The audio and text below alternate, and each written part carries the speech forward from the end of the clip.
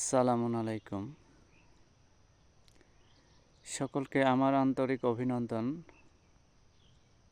এবং শুভেচ্ছা দিয়ে শুরু করছি আজকের একটি ছোট্ট প্রতিবেদন। তো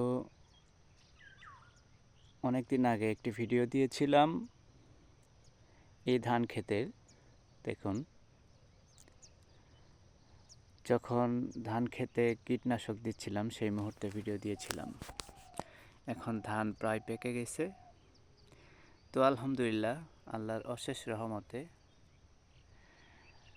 ধান মোটামুটি অনেকটাই ভালো হয়েছে। এই জন্য আল্লাহর কাছে অশেষ শুকরিয়া জ্ঞাপন করছি। এখন এই যে আল্লাহর দেওয়া রিজিক, যেটা পরিশ্রমের পর আজ কৃষকের মুখে হাসি ফুটেছে, এই কৃতজ্ঞতা মানুষ আসলে স্বীকার করে না। এখন আল্লাহ তার কিতাবে বলেছেন যে ফসল তুলিবার সময় তাহার হক দিয়ে দাও।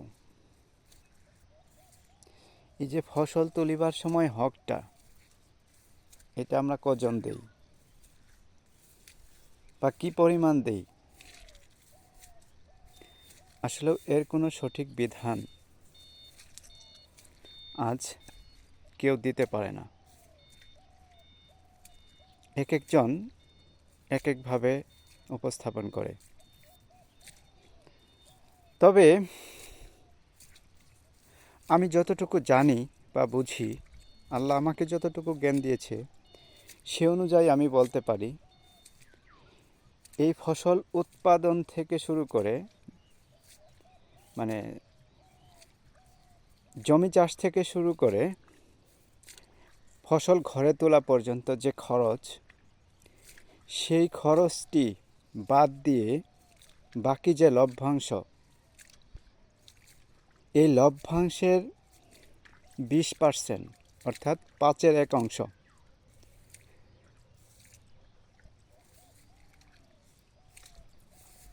সূরা আনফালের 41 নং আয়াত অনুযায়ী আমি বুঝি এটা হচ্ছে গনিমতুম, অর্থাৎ যাহা কিছু থেকে, মানে সকল কিছু থেকে প্রাপ্য সম্পদ বা ইনকাম থেকে 1/5।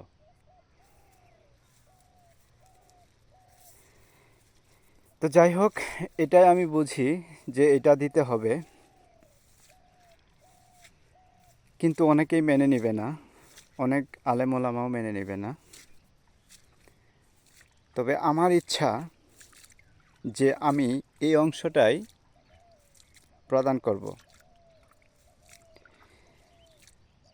বাকি কেউ কিছু করুক বা না করুক, সেই বছর শেষে যদি জমা থাকে তবে 2.5%। এটা আসলেও গরিব দুঃখীদের না খাইয়ে রাখার একটা পরিকল্পনা মনে করি আমি। কারণ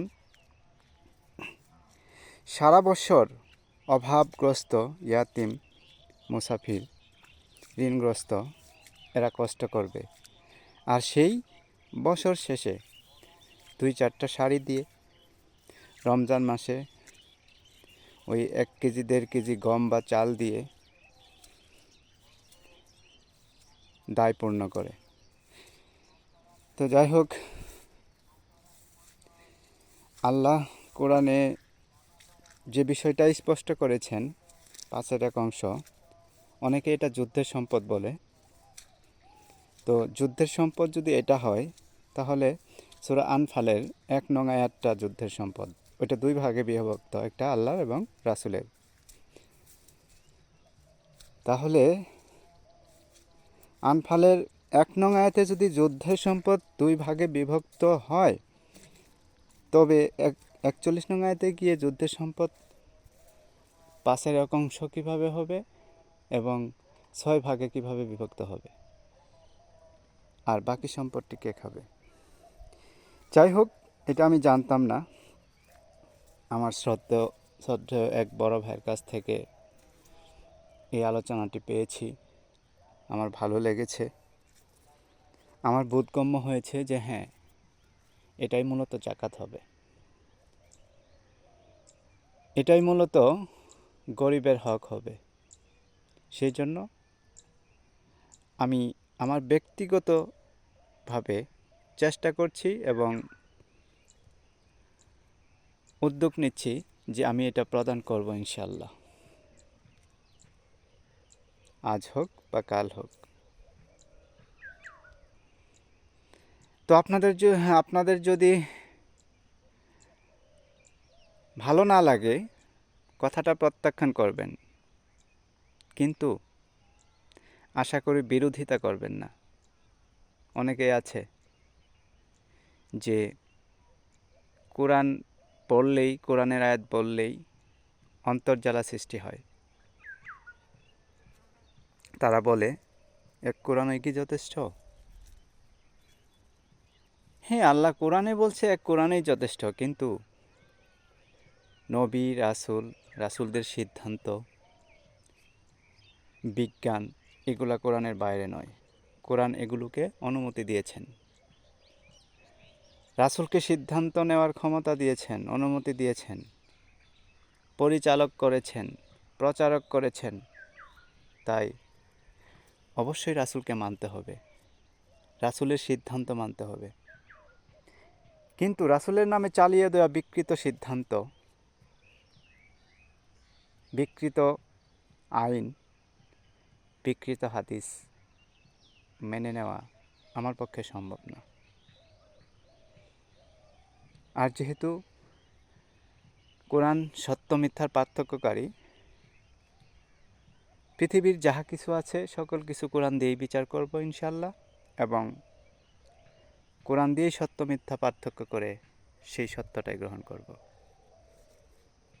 এরপরও যদি কেউ আমাকে কাফের ফতুয়া দেন বা হাদিস অস্বীকারী বা রাসূল অস্বীকারী বলেন, সেটা আপনাদের ব্যক্তিগত বিষয়। তবে এইটুকু জেনে রাখেন যে সূরা 22 নং সূরা হজে আল্লাহ বলেছেন যে উহারা এমন কিছুর ইবাদত করে যাহার সনদ বা দলিল আল্লাহ প্রেরণ করেন নাই। তারপরে আয়াতে বলেছেন যে উহাদের নিকট যখন আমার আয়াত অর্থাৎ আল্লাহর আয়াত পঠিত হয় বা তিলাওয়াত করা হয়, কাফিরদের অন্তর্জ্বালা সৃষ্টি হয় এবং তারা আক্রমণ করতে উদ্যত হয়। আসলেও এই ব্যক্তিগুলা কারা?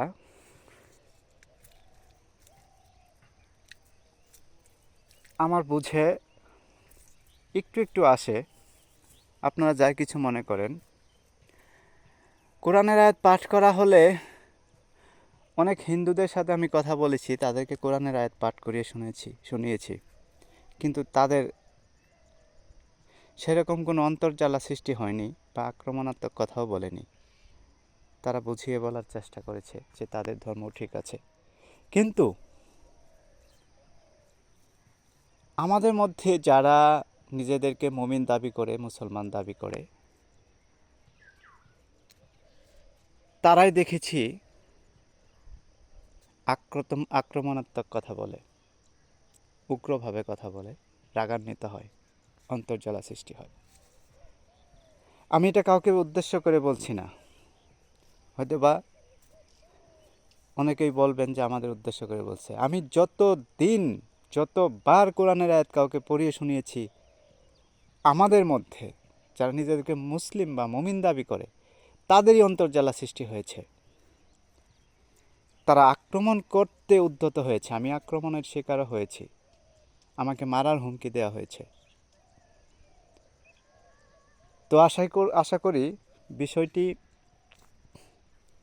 আপনারা হৃদয়ঙ্গম করবেন, হৃদয় দিয়ে অনুধাবন করবেন, একটু চিন্তা করবেন, ভেবে দেখবেন।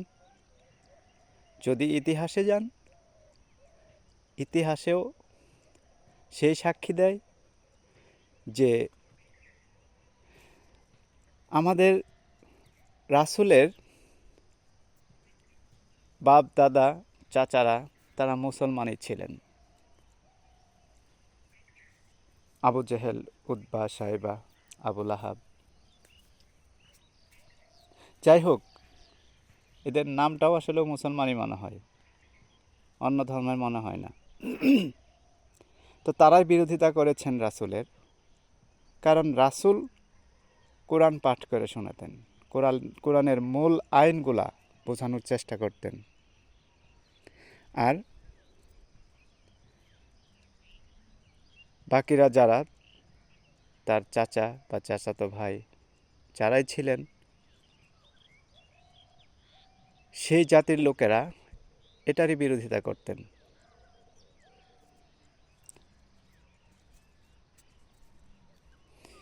তো আজ কথা এটুকুই। আমার কথাগুলো কেউ ব্যক্তিগতভাবে, হিংসাত্মকভাবে, বিদ্বেষমূলকভাবে না নিয়ে একটু মনোযোগ সহকারে বোঝার চেষ্টা করেন, কোরআনের মূল আইন পড়ার চেষ্টা করেন। আর এই কোরআন দ্বারাই পৃথিবীর যত কিছু আছে সব কিছু পার্থক্য করেন, যাচাই বাছাই করে নেন, দেখবেন অবশ্যই পৃথিবীতে শান্তি আসবে এবং পরকালেও শান্তি আসবে ইনশাআল্লাহ। ধন্যবাদ সবাইকে। আবারও সবাইকে সালাম জানিয়ে এখানে বিদায় নিচ্ছি। ভালো থাকবেন, সুস্থ থাকবেন। আল্লাহ হাফেজ।